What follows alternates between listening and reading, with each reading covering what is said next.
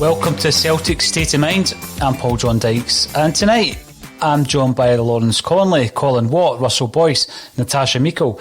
We are here to talk about Celtic, be that Celtic's women's team who have just defeated Rangers 1-0, or Celtic's men's team who are up at Pittodrie being beaten 1-0. Let's talk about the women's team, Natasha. Let's give them the credit that they deserve after snatching that victory.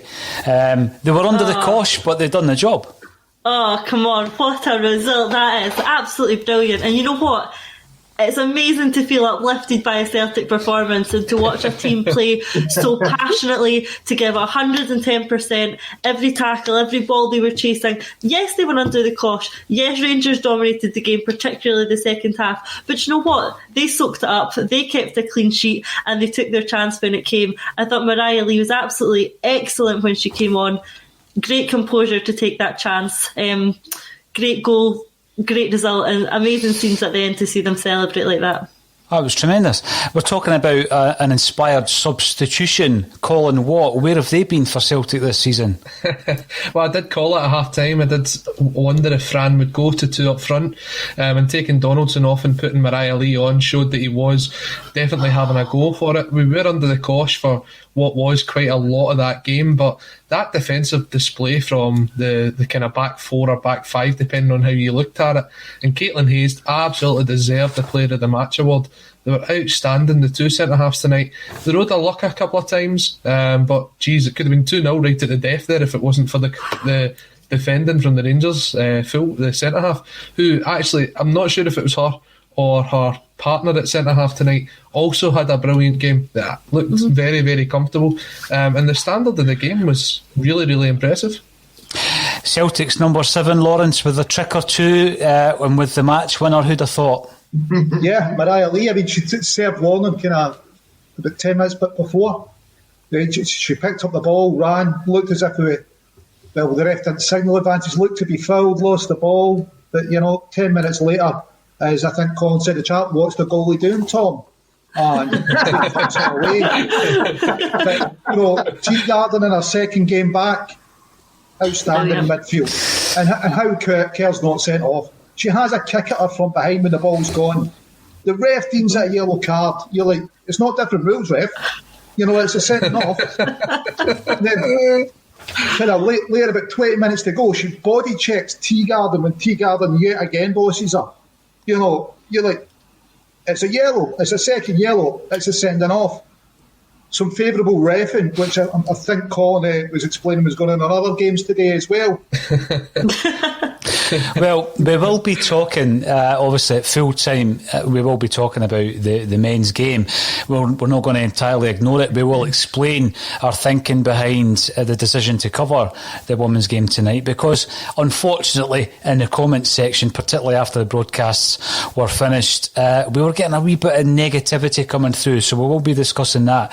Now, Russell, this is your debut. This is the first time you have watched the Celtic women's team playing. I've got to say, until I was in the press conference the other week and I had the opportunity to interview Jodie Bartle, who I thought was excellent tonight as well, I hadn't watched any games. So how was your first experience overall? I was buzzing when we scored, man. I was jumping about. What a difference. What was it? I think the whole team is so much more identifiable as what you expect Celtic to when they represent us on the pitch. And actually, I want to touch on the manager as well. I mean, I don't know if you've been watching the pictures after the game, if you've switched over or whatever, but he's going round them all, he's embracing them, he's absolutely buzzing, he's waving at no fans in the stand. He's giving it Lalde. Listen, Tony Haggerty talked about commitment. That tonight was commitment. From Totally. everyone in the green and white hoops.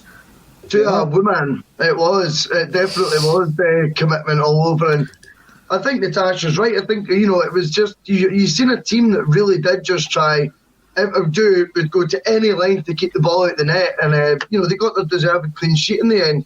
Yes, they rode their luck, but you've got to do that in football. But I'll definitely be tuning in on Sunday to watch them play Hibs, 100%. Sorry to interrupt, just an update from Pittodrie. Lee Griffiths has scored a 93rd minute equaliser. It's 1-1. Woohoo. A 93rd minute equaliser by Lee Griffiths, a substitute. Colin, you are watching a stream that's obviously quicker than mine because I can't see that on the screen. I mean, when we're going to be talking about the Celtic game up at Pittodrie, and we will cover it and we will touch on it, it seems to be a bit of the same old, but I don't want to take away from what's happened tonight at Celtic Park. I mean, the thing is, Natasha, when we look at that, I mean, we've seen the Celtic huddle. We also seen, the tattoos. We saw some of the players even screaming out and swearing as well. And the Celtic songs being piped out at Celtic Park. So can we accept this game? I mean, I was going on earlier about some of the negativity in the comments on the YouTube video. Do you think as a nation we will accept the women's game? I have absolutely no reason to believe that we won't, or there certainly isn't any reason that we shouldn't, because what we saw today was a passionate team between two not too dissimilar teams. A lot of commitment, a lot of people giving 110%. Like I said before, the tackles were there, the chances were there, the effort was there, and that has been all too lacking in men's football this season. So if we put games like this onto our mainstream channels, onto our own fan media, then there's absolutely no reason why we can't promote this game, get more people back in these games, get more people invested into it, and promote it within Scotland. There's no reason why we shouldn't do that. Like Russell has touched on, when that goal went in the women's game today, Russell was cheering, I was cheering, we were all celebrating. Colin has just told us about a last-minute equaliser for Celtic and Aberdeen, and it got a sarcastic woo from Russell and very little else, So it's very easy to see which game we were more invested in today. So let's keep that investment going. It's funny you say that. We were just saying in the chat, we probably celebrated that goal from Mariah Lee more than any men's goal. It's not wrong. It's just the way it's been. And you've got to give her absolute credit the way that she takes it around Scotland's goalkeeper and Jenna Fife to put it in the back of the net. Cracking finish. I think that's a good turn of phrase as well, invested. I was invested in that tonight, do you know what I mean? And like I say, for the third minute when I found myself shouting at a decision or something, probably akin to Lawrence Connolly, but I mean, once I found myself starting like that, by the second half, I was completely only zoned in on that game of football. So it was really eye-opening. I'm really glad that that I did it. Absolutely. I'm going to go back to the comment that was made by Fran Alonso in the pre-match, and where he spoke about being in a great state of mind.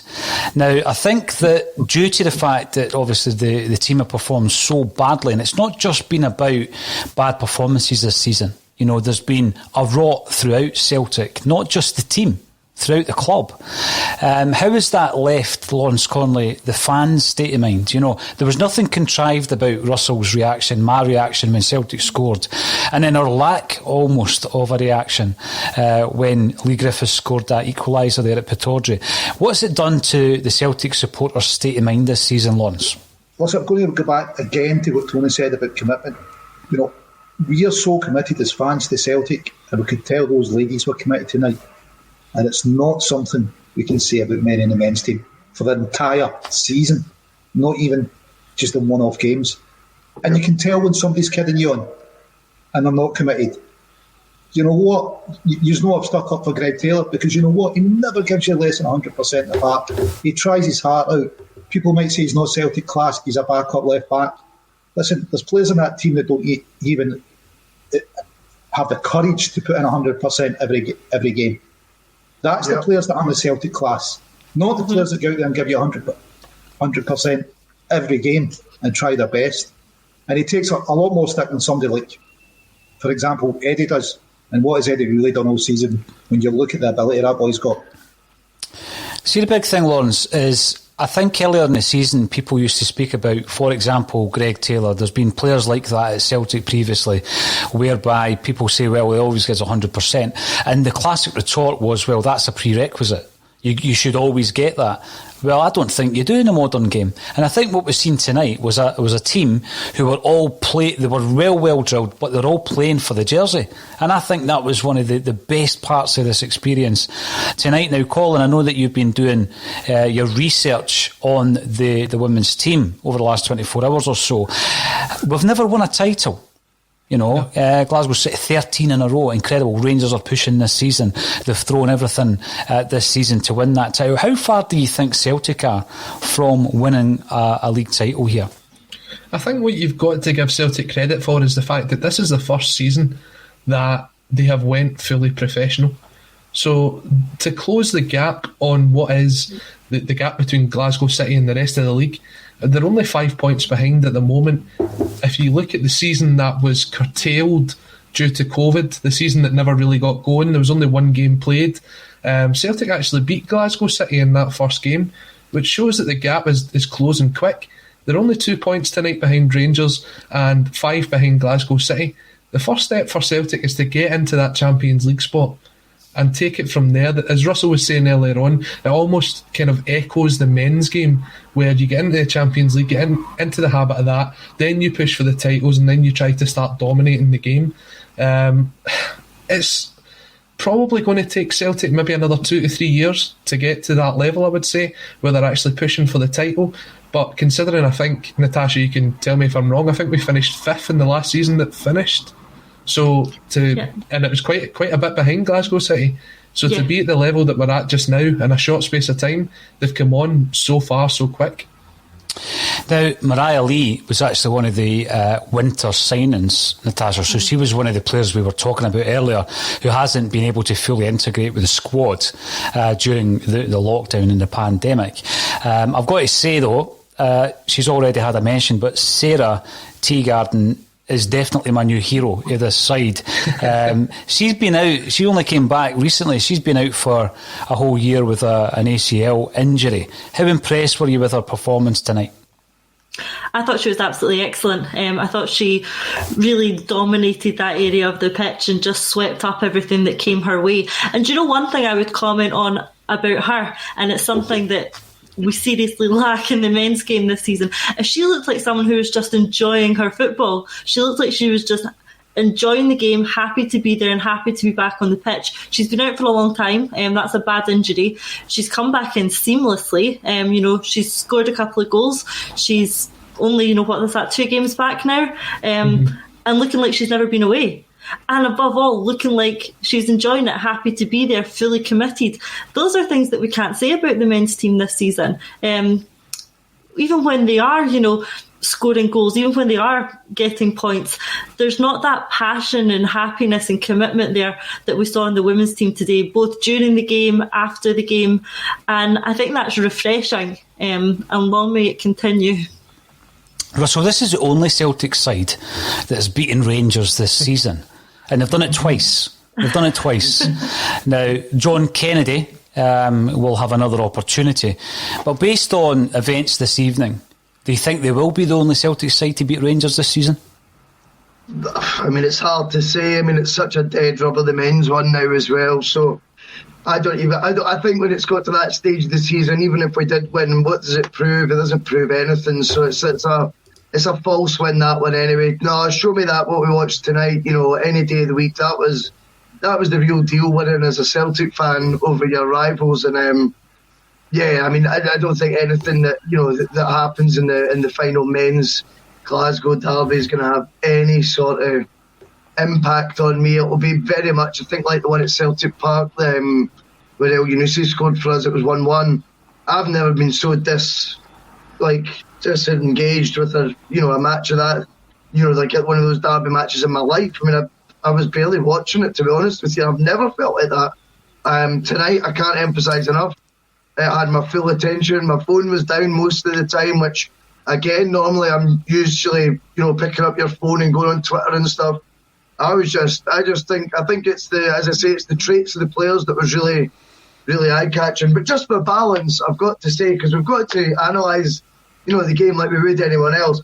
I thought that Ewan's up front was awful, man. I think she had the worst. So just for a bit of balance, because I don't want it to sound like we're just sugarcoating, because that's not what I'm about. I'm being honest, but I really did enjoy it. But she was murdered tonight. Thankless task, I suppose. And the sub who came on and got the goal, absolutely outstanding. Electric pace, really good close dribbling. And you're right, Lauren, sort of threatened it about 10 minutes before that. And I thought there was a foul in there too, by the way. Everybody thought it was a foul. Even the ref thought it was a foul. She just didn't award it. See, this is a big thing. It's a great point, because she's come over from the States, Natasha. Going back to the point that we spoke about before the game with regards to Celtic's brand, let's not forget, the club, in terms of their corporate identity. They're a brand who will know that if an American footballer comes over and does well for Celtic at any level, be that the men's team or the women's team, that's going to work well for Celtic over in the States, not only for bringing new talent over, but also to increase the awareness of the Celtic brand. Yep. Yeah, and that can only be a good thing. And the importance of getting into the Champions League and expanding our brand in that market can't be understated either. European leagues place a much higher emphasis on women's football than the Scottish League does at the moment, unfortunately. Let's hope that changes. But if we can get our women's team to start competing at that level and start playing these teams in the Champions League, promoting our brand, that can only be a good thing. Similarly, like you've touched on, having players like Sarah Teagard and Mariah Lee coming over from America gets the interest of that fan base, which is massive. That women's fan base in America is massive. If we can start engaging them into our club and having them interested in our games and how their players are performing, again, can only be a good thing for the Celtic brand. So even from a pure brand and marketing perspective, let's start putting more money into this women's team and let's start giving them the promotion and visibility they need to go out there and make our brand look even better. Listen, back in 2010 when we won the cup, the women's team won the cup 2010. Is that right, Natasha?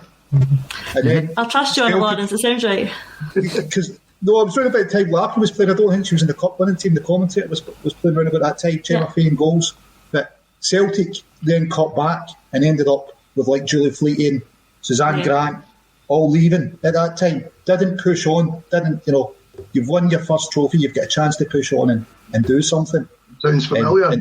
Yeah, doesn't it? But it's something that's crying out for investment. And Teagarden, did she come from Lille? It was we signed her from, was it? I know she's an American. Did we take her off of Lille though? Silence. It was either her or Mariah Lee that came from Leon's franchise in America. I'm not sure. I think that was probably Mariah Lee that was playing college football then for Leon's franchise, and then we took her from there. Not sure about Teagarden. Teagarden joined at the same time as Summer Green as well, but then Summer Green's now departed the club. Yeah, I think they came from the same team at that time, but I'm pretty sure that was an American team they came from. Whatever way, it's better than Goodman and Perez, isn't it? Well, aye, and Dominic Chervy. Now, there's a couple of comments coming up here, and this shows you the two ends of the scale. So first and foremost, Gillian Gallagher, welcome to the show, Gillian. You're watching on YouTube. Love the game. Love Fran. Well done, Axon, for shining light on our females. Fantastic. Now, keep this one in mind, because it is a reminder that yesterday the decision was made for a number of reasons. We've been speaking about the women's game for some time on a Celtic State of Mind. We were able to go into a press conference fairly recently and interview them for one of their games. It was 2 or 3 weeks back. But also, as fans, we've been hearing all week about how without fans football is nothing, etc. And how we're basically just treated like customers, like fodder. We were going to be called legacy fans up until a couple of hours ago. And basically, a Celtic State of Mind, as well as obviously buying the virtual season tickets, we had subscribed to the commercial packages for Sky Sports, Premier Sports, BT Sports, and then had to buy games on a day-to-day basis. So we made a decision that we weren't going to do that. We were going to support Celtic in a different way. So this doesn't mean to say that you don't support Celtic, but here's an example, and I'm going to bring it up because Adam Beanie Smith reckons that we're trying too hard to be liked covering women's football. Now, this is the attitude that you are up against. Now, when we made this decision, I knew straight away that the people who tune in to every one of our post-match bulletins would be expecting us to be covering the Aberdeen game, because that's what we've done all season. We've covered the men's game. And I also knew that in doing this tonight that we wouldn't get the same audience. But I think it was worthwhile doing it because we felt it was more important to actually shine a light on the women's game, but also take a stand against the fact that we're being fleeced as fans. And we're not getting enough added value that we were promised. But what you get is you get comments like this from Adam Beanie Smith, who probably watched the Celtic Aberdeen game on a dodgy stream online. He never paid for it, Adam. Trying too hard to be liked. We don't have to try too hard. What we do, Adam, is we produce content on a daily basis, free charge, and we put it out to Celtic fans. And all season, and all through lockdown, 2 lockdowns, people have appreciated that. So I think you're in a minority. And I don't regret doing it tonight. And I've thoroughly enjoyed it, and it sounds as though we enjoyed our night a wee bit more than you, Adam, so you can crawl back under your wee rock in 1926 or wherever it is you came from, because the world is moving on. And so much so, Natasha, I need to come to yourself with this one. Recently, just last month, Andy Townsend spoke about it's just a matter of time before a female is going to manage a professional men's club. What's your thoughts on that? I see absolutely no reason why that won't be the case. You had recently Emma Hayes, who manages the women's team down in England, was linked to, I believe, the Wimbledon job at the time. And there was outrage about whether a woman could manage a men's team. And she was asked about it in one of her press conferences. And she ruled herself out of the job, declaring it, in maybe better terms than I will, as a downgrade. Why would she go to manage a team like Wimbledon when she could stay with her team at the moment, competing with some of the best players that are available to her, some of the best players in the league, some of the best players in Europe at the time, challenging in the Champions League? Why would she trade that to go to that level of men's football? And she made the point as well, do you know what, there's actually less money in it. So why would she do that? So there is, I think, opportunities for women to manage in men's football, but let's not patronise them by thinking it has to be in one of these lower league tiers. If they're capable of doing the job, if they have the right skills, the right attributes, the right experience, the right knowledge, then absolutely no reason why a woman can't manage a men's team. Well, the thing with that is, Lawrence will definitely remember this. There was a TV show, I think it might have been in the late 80s or the early 90s, called The Manageress. And it was often looked upon as being a bit of a joke show. And it was exactly that storyline, where a female manager managed a men's football team. Do you remember it, Lawrence? Yep. But your initial point was manage a club. But Karen Brady managed a club. So not just manage a team. But, yeah, I do remember the show. But, what's the barrier? If people say they can't do it, why? Other than just because you think they can, why can't they? What is it about a woman that she couldn't understand tactics, couldn't manage a team, couldn't motivate a team? What is that? It's kind of hard to put your finger on. Other than the argument just seems to be they can't. And you're going, right, okay, maybe a wee bit more depth in that, please. No, you're right. Expand on it. But again, and this isn't to single out McGrory as such, a podcast for all, like the Celtic view of podcasts with no dissenting allowed. When it comes to misogyny or homophobia or fascism, McGrory, then we're not going to accept it. So you can say a podcast for all or a club for all. No, not for everybody. So if you're going to be a racist or a homophobe or misogynist, then you're going to be called out because it's unacceptable. And that comment that came up earlier from Adam was exactly that. It was misogynistic. So I take your point on board, McGrory, but I've got to disagree with you. I know you listen to the show on a regular basis. It's all about having a difference of opinion, and we welcome that. So Celtic View podcast, I don't think so. I don't agree with that in the slightest. What would you say, Russell, having watched your first game, to any of the naysayers out there when it comes to women's football? I think you've got to have an open mind from the start. I think you've just got to treat it like you're watching, the men's team. That's basically what I did. I was in in a mindset where, you know, I was going to support the team that was, you know, playing in green and white hoops, the exact same, just treat it like any other Celtic game. Firstly, the first thing that's going to happen to you is you're going to get pleasantly surprised by the quality. You're going to appreciate the fact that they don't roll around, you know, like they do in the men's game. You know, it's not, you know, these players seem to have a heck of a lot more fight and a heck of a lot more heart in them.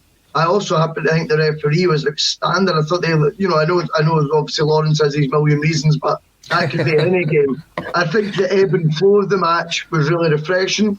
It was end to end, and I can't emphasise enough, I was hooked. And that's just one game. So I think it's important though that I've done it, that I do try and kind of see it through, do you know what I mean? And then like come Sunday, I'd seen it was on the telly again, so why not watch it? Do you know what I mean? What am I going to do? Watch, you know, West Ham against Burnley? Do you know what I mean? No. Paul, see, the thing is, at the end of the day, the girls or the men, it doesn't matter who's playing, they're out there representing Celtic. This is Celtic Football Club, regardless of whether it's the men or the women's team. Tonight we made the decision to go out there and watch the women's game and comment on the women's game. Now, I watched both because it's Celtic. I want to watch Celtic regardless. And as Russell says, that game for the women's against Hibs is going to be on the telly on Sunday. And if there's another live show after the Hibs game, then I'll be tuning in if I'm not involved in it. I think it's an encouraging thing that we're enlightening people that there is more than just the men's game out there. And you've got to try and gather the interest as much as possible. As I said to Natasha a couple of days ago, really interested to see what the viewing figures will be for that game tonight and compare them to the amount of pay-per-views bought for the Aberdeen game, because I reckon there was probably more dodgy streams bought than what was pay-per-views tonight.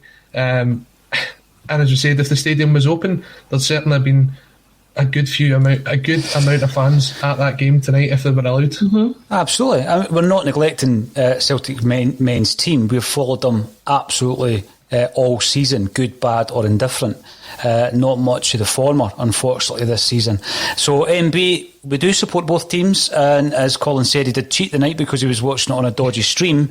And run us through that performance tonight, because Lee Griffiths comes on, he scores a 93rd minute equaliser. Colin, we know that's what he can do. It looks as though he might be handed a free transfer in the pre-season. How was it tonight? It was a hard watch. Not just because you're trying to watch two games at the same time, but it was a difficult watch. They came out in the second half looking as if they were trying to get themselves back into it, but Aberdeen spurned at least 2 or 3 really good chances. Started off with Turnbull, a lovely bit of play between Elyounoussi and Edouard leads to Turnbull, it comes off the bar, and then about 10 minutes later Johnny Hayes is sent through 1-on-1 with Scott Bain, and it's only for the tackle coming back from Callum McGregor that stops it from going back into the back of the net. A couple of minutes after that, an interception from Brown falls at the feet of the Aberdeen forward. He's 1-on-1 with Bain and he puts it past the post. At that point it looks as if Aberdeen were set to go and get the second goal. They were really having a go at it. The fact that we let Johnny Hayes run from the halfway line completely unmarked sums up the way that Celtic's defending had went in that game.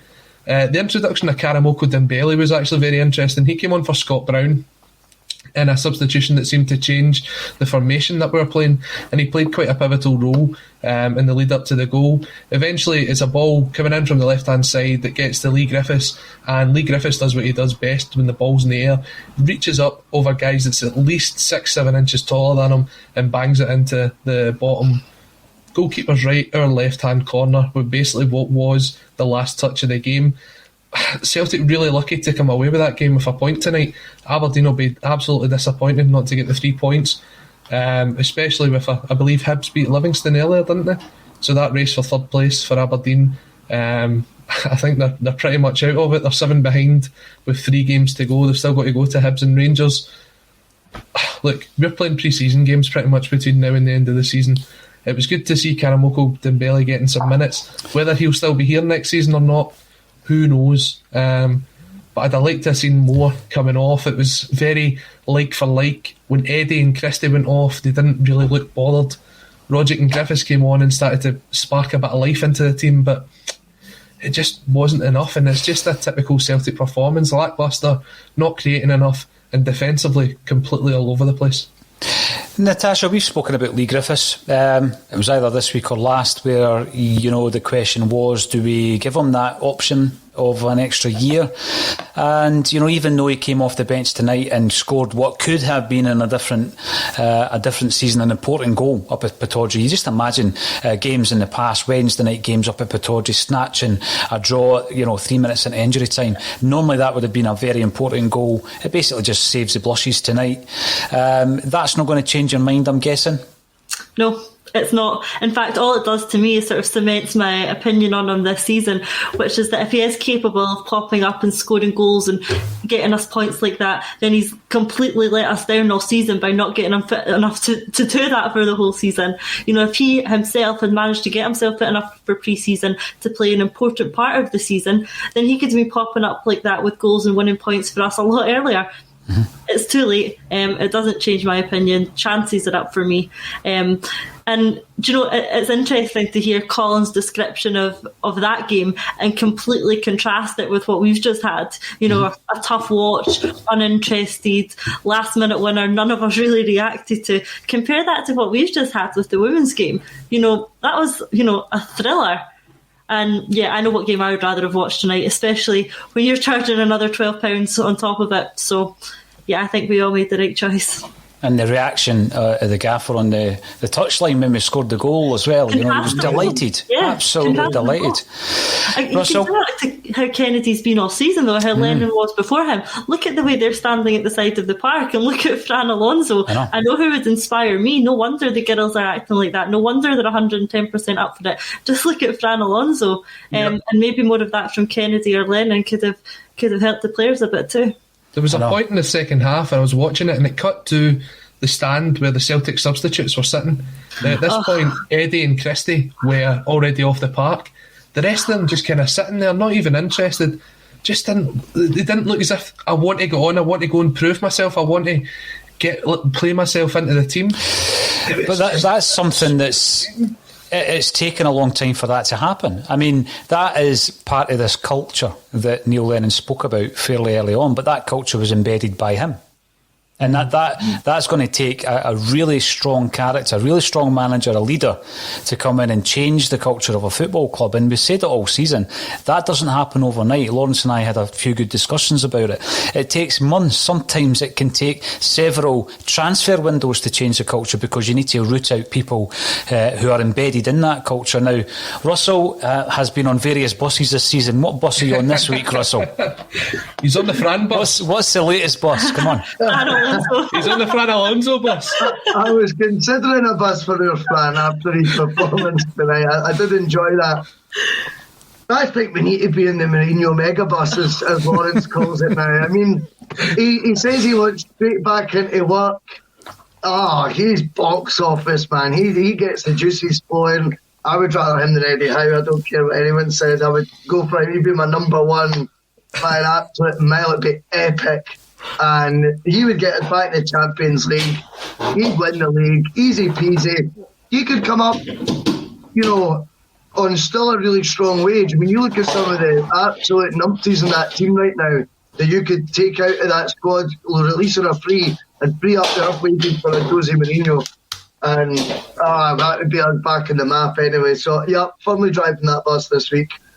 Anyone wanting picked up, just let me know on Twitter and I'll pick it up. Well, I've got to say, I mean, like everybody else, we're awaiting word from Celtic Park. Lawrence, when you are getting phone calls from people who are normally your sources asking if you've heard anything, it starts to get a little bit tetchy here at A State of Mind. Where are you on all of this? I know that you stood by Neil Lennon for a long, long time, longer than a lot of Celtic supporters. But you must realise that... to be honest, Russell, no disrespect, I don't think it will happen because I just think, I remember somebody saying to me that a manager like Benitez or Mourinho, because they were linked previously, will only go to a club where he believes he can win a European trophy. And it makes sense that this elite manager, and there's no doubt that he is an elite manager, would want to go somewhere that had those ambitions to win a European trophy. And I think that's why I would maybe score him off the list. I'm still in the Eddie Howe camp. at the moment, having gone through a couple of different journeys over the last few months.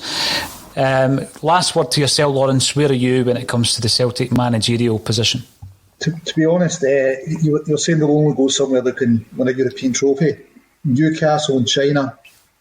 Well, China, Benitez definitely wasn't winning a European trophy, and it was winning at Newcastle.